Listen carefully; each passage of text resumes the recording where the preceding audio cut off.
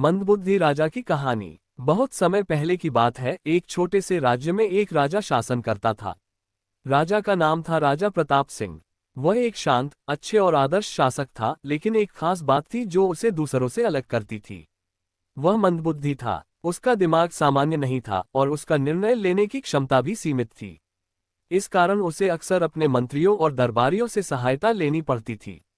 लेकिन उसका दिल सच्चा था और वह अपनी प्रजा के भले के लिए हमेशा सोचता था। राजा प्रताप सिंह का राज्य बहुत ही समृद्ध था, लेकिन उसकी मंदबुद्धि के कारण राज्य में कई समस्याएं उत्पन्न हो गईं। प्रजा को लगता था कि राजा को सही निर्णय लेने में दिक्कत होती है, और यही कारण था कि राज्य में कई बार गड़बड़ियां होती थीं। इसके बावजूद राजा का दिल कभी भी दुराचार या अनुशासनहीनता की ओर नहीं झुका था। मंत्रियों का चालाकी। राजा के दरबार में बहुत सारे मंत्री थे जो राजा की मंदबुद्धि का फायदा उठाने लगे थे।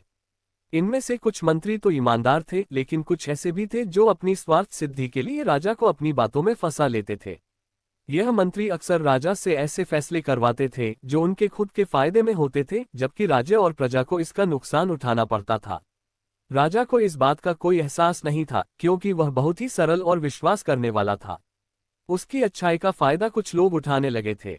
एक दिन राजा ने अपने मंत्रियों से यह पूछा, मेरे राज्य में आजकल काफी समस्याएं आ रही हैं, तुम लोग मुझे बताओ कि इन्हें कैसे सुलझाया जा सकता है। मंत्रियों ने अपने स्वार्थ के अनुसार राजा को एक सुझाव दिया कि वे राज्य के खजाने से कुछ पैसा निकालकर अपनी निजी परियोजनाओं पर खर्च करें। राजा ने बिना सोचे समझे इस सुझाव को मान लिया और खजाने से बड़ी रकम निकाल दी। ये पैसा पूरी तरह से व्यर्थ हो गया और राज्य की अर्थव्यवस्था में गिरावट आने लगी। प्रजा का दुख। राज्य की प्रजा इस स्थिति से बहुत परेशान हो गई। व्यापार मंदा हो गया, कृषि में नुकसान हुआ और लोग गरीबी से जूझने लगे। प्रजा ने धीरे धीरे इस बात को समझा कि राजा की मंदबुद्धि के कारण ही ये सब हो रहा है। वे राजा से बहुत प्यार करते थे, लेकिन उन्होंने ये भी महसूस किया कि अगर यही स्थिति बनी रही तो उनका जीवन मुश्किल हो जाएगा।